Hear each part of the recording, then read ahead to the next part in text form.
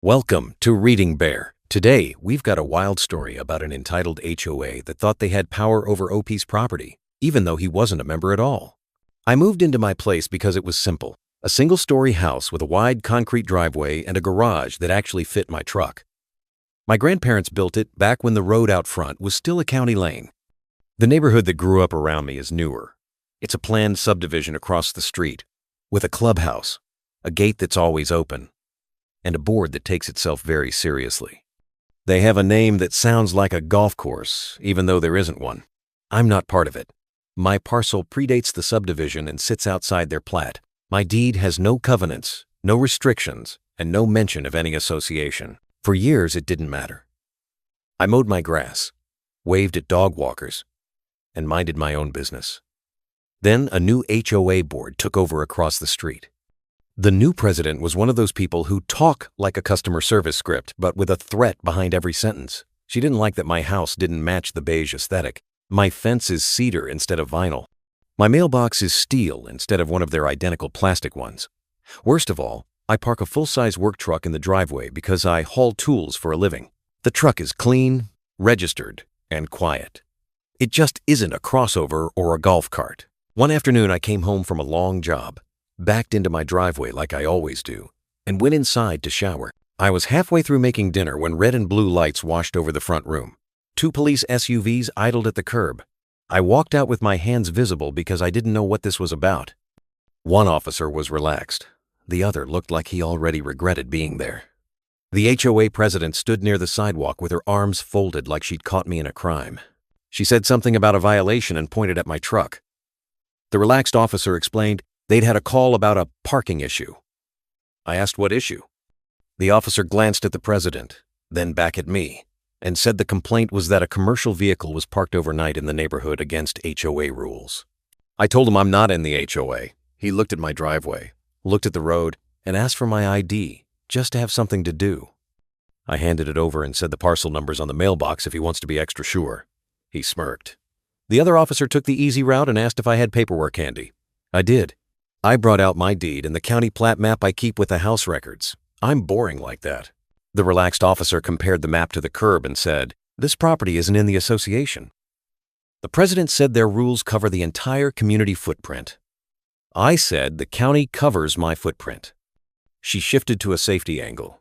She said my truck blocks sight lines. It doesn't. My driveway is straight and wide, and the truck sits well back from the sidewalk. The officer did that slow nod they do when the problem is social, not legal. He told the president this was a civil matter, not a police one. She insisted their CC. Ours prohibit overnight work vehicles. He said those covenants don't apply to me. She asked if he could make me park in my garage. He told her no. He pulled me aside and said, "We're going to clear this. If they keep calling about non-criminal stuff, it'll get documented. If anyone touches your truck, call us." Then he left. The president made a speech in my direction about community standards and aesthetic harmony. I said I'd take it under advisement, which is polite talk for no. I thought that would be the end. It wasn't. The next morning, there was a paper stuck under my wiper blade. It was printed on letterhead with the HOA's leaf logo and a lot of bold text. It cited sections and subsections from their rules about driveway usage, vehicle appearance, and overnight parking restrictions. It threatened fines up to a number they probably thought sounded scary. It gave me a deadline to cure the violation. It warned that continued non-compliance may result in towing at vehicle owner's expense. I wrote, "Not a member. Return to sender," on the notice and slid it under the clubhouse door on my way to work. That evening, a certified letter was waiting in my mailbox from the HOA management company. Same threats, fancier font. The envelope even had a window like a utility bill. I set it aside and did something that has paid off for me more times than I can count. I read the statutes. In my city, HOAs can enforce covenants on lots that have those covenants recorded. They can't extend powers past their plat. They can't ticket public streets. They can't tow from private property unless the owner authorizes it or there's a police order. They also can't use the language of government to imply they're the city. The letter from the management company danced on that line. It read like they were the Department of Parking. I wrote back, short, calm. I attached a copy of my deed and the county plat highlighting my parcel. I pasted the statute that says associations can't impose restrictions on non-encumbered properties. I told them any further attempts to assess fines or order a tow on my property would be treated as harassment and referred to the police and the state agency that handles consumer complaints. I sent it certified. I also emailed the management company and copied the board's public address. The response I got was a long paragraph that boiled down to, "We disagree," and "We'll be watching." The next week, I came home to find a tow truck idling near my driveway. The driver looked bored and slightly sorry. One of the board members stood on my sidewalk with a phone out like he was filming a nature documentary. I asked the tow driver if he was planning to take my truck off my concrete. He shrugged and said he was called to monitor. I told him if his wheels touched my driveway, he was trespassing. He nodded, put the boom down, and left. The board member yelled after him and then yelled at me about compliance. I went inside. That night, I did the thing that finally made the absurdity clear.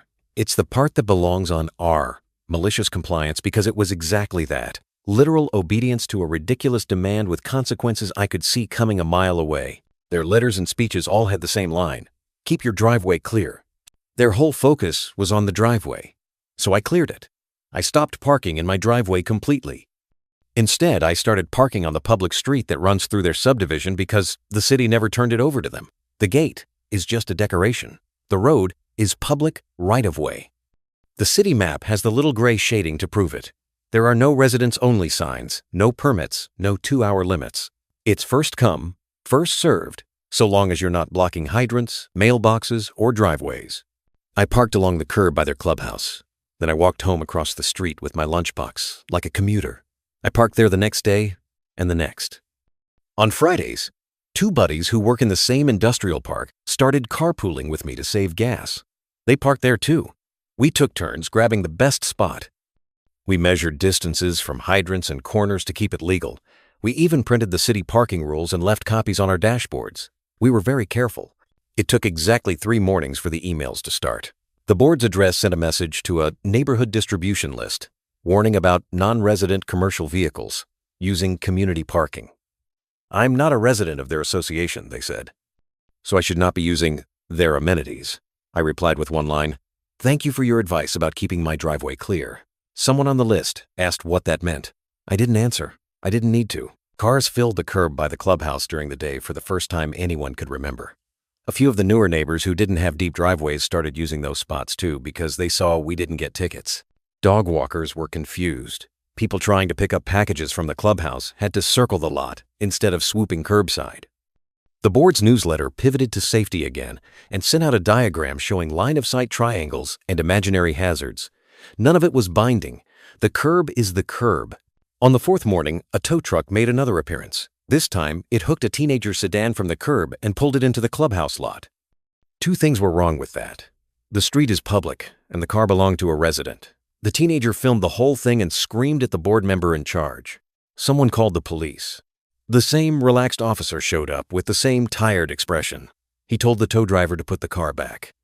He told the board member that on public streets, towing requires law enforcement and a pretty specific reason that went into his little notebook. When he finished, he walked over to me and said, "Still keeping the driveway clear?" I nodded. He smiled and drove off. The board doubled down. They installed temporary cones along the curb with laminated "No Parking HOA Tow Zone" signs cable tied to them.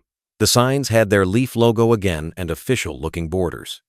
It might have worked on someone who doesn't read or who scares easy. I took a picture and emailed the city's right-of-way department. The reply came from a planner who was probably having a great day. She said the cones had to go by end of week and the signs were not permitted. She seized the board. She used the phrase "unauthorized encroachment." The cones disappeared the next morning like they were never there. Residents started showing up to board meetings with questions. I know, because I went to one. I brought my packet, deed, plat map, statute printouts, and screenshots of the emails they'd sent me about clearing my driveway. I sat quietly in the back until the part where they let people speak. I'm not in their association, but the meeting was advertised as open. The room smelled like coffee and toner, and the vibe was testy. When they asked for comments, I stood and introduced myself as the guy who lives across the street, not a member, the one with the truck. I said I'm complying with their demand to keep my driveway clear. I held up their notice with the line, driveways must be kept free of prohibited vehicles. I said I took that literally. I said I would continue to park on the public street until they stopped sending me letters and stopped calling the police about non-issues on my property. A murmur went through the room. One guy in a golf shirt asked the board why they were bothering a house that wasn't even in the association. A woman asked why the board had told everyone the police supported enforcement when the officer told them the opposite.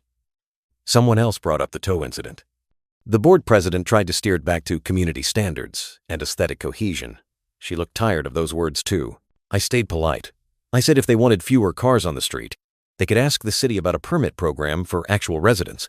Otherwise, they were in the exact same position as any other neighborhood. No special powers on public property. I said I'd be happy to go back to my driveway once they acknowledged that my driveway is outside their jurisdiction. I finished by leaving a stack of the plat map with my parcel highlighted on the back table, like handouts at a training class. I sat down. The board president said something about exploring legal avenues. That backfired in the funniest way possible. A day later, I got a letter from their attorney. It was cautious and full of without prejudice and our client maintains, but the meat of it was an admission that my parcel was not part of the association and that any prior notices were issued in error. They tried to leave, themselves room to complain as neighbors, but the official fines and threats were gone. The attorney asked me to consider the visual character of the area and to use my garage when possible. It was the first time anyone had asked me to do anything nicely. I wrote back and said, "Thank you for confirming the boundary." I said I'd consider their request, but I wouldn't accept any authority they didn't have. I also told them I'd continue to comply with the board's previous instruction to keep my driveway clear until I saw a correction sent to the same distribution list they used for their warnings. If you've ever worked in an office, you know the move. If you send the criticism to the whole company, you send the correction to the whole company too. For a few days, nothing happened. Then the president hit send. An update to prior communications went out to every member. It said, in careful terms, that some previous notices included a property outside the association and that the board regrets any confusion. It said they would focus on education rather than enforcement regarding street parking and asked residents to be courteous.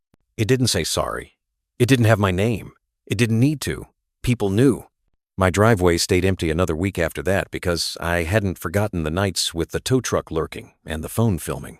I parked on the street by their clubhouse and waved to the same officer when he rolled past. He didn't stop. He didn't need to. The cones didn't come back. The threats stopped. A couple of neighbors even started using the curb by the clubhouse again for short visits because it turns out cars are part of life. That could have been the end. But the board president couldn't leave it alone. She put a note on my door that said she was monitoring compliance and that continued intentional disruption to community traffic flow could be considered harassment. I took that note to the police station and filed a simple incident report to document the whole affair in one place. The calls, the letters, the tow attempts, and now the note. I didn't ask for charges. I just wanted a paper trail. The desk sergeant read it, sighed, and stapled it to the earlier call logs. Then something else happened that I had nothing to do with but benefited from anyway. The teenager whose car got hooked before it was unhooked, her parents filed a complaint with the city against the towing company and the Association for Illegal Signage and Attempted Towing from Public Row. The towing company got fined. The city told the association to stop acting like the DMV. The management company sent an apology to the family to try to make it go away. In the next board newsletter, the towing contractor disappeared from the list of vendors like a bad memory. I parked in my driveway again after that. The first night felt like using a kitchen after remodeling everything familiar but slightly tense in case something new snaps. Nothing happened. No lights at the curb. No paper on the windshield. No voice rehearsing policy on my sidewalk. The board president had gone quiet. People asked me later why I didn't sue. It would have felt good to drag them into court and hold up those letters in front of a judge. But I don't like spending time in courtrooms if I can help it. I'd rather work, sleep, and drink coffee on my porch. Besides, the point of malicious compliance isn't to win a jackpot. It's to show how dumb the order was by following it to the letter. The board demanded a clear driveway. I cleared the driveway. They called the cops on me for parking on my own concrete, so I parked on their curb that wasn't really theirs. When their attempt to tow a teenager's car from a public street blew up, the board lost more face than any court ruling could have managed. I still have the packet I brought to that meeting. I keep it in a drawer just in case a future board forgets the lesson. The top page is the county plat with my little rectangle shaded and a big arrow that says, not in the HOA. Under that are the statutes with the important parts highlighted like a study guide. Associations can't enforce covenants on non-encumbered lots. Towing from private property requires owner consent or law enforcement. Public streets are governed by the city. The last page is the management company's letter confirming I'm outside their jurisdiction. It's better than any permission slip. It's proof that reading beats yelling. Life went back to normal in small ways first. The neighbor with the golden retriever waved again on her morning loop. The guy with the lifted Jeep stopped giving me side-eye at the stop sign. I put a cover on the truck when I knew it would sit over the weekend, partly to keep tree pollen off and partly as a peace offering to people who stare at their windows a lot. I started using the garage more out of habit. It's nice to pull into a dry space when rain is coming. A month later, the association held another meeting. I didn't go. I heard afterward from a guy I chat with sometimes that the management company rep did a little presentation about scope of authority and partnering with city agencies in appropriate ways. That's corporate for don't pretend. You're the police. They also approved new signage inside their private lots with the correct language about towing at owner's request, which is their right, on the street outside. Nothing changed because nothing needed to. There's one thing I did do that felt like a bow on the whole experience. I printed a single page and pinned it to my bulletin board in the kitchen where I put receipts and quotes for jobs. It just says, "Keep the driveway clear, HOA." Under that, in my handwriting, I added, "Done." Me. It reminds me that sometimes the cleanest win is the one where you don't push harder. You just step aside and let the other person's rule collapse under its own weight. Anyway, thank you for watching. See you again tomorrow.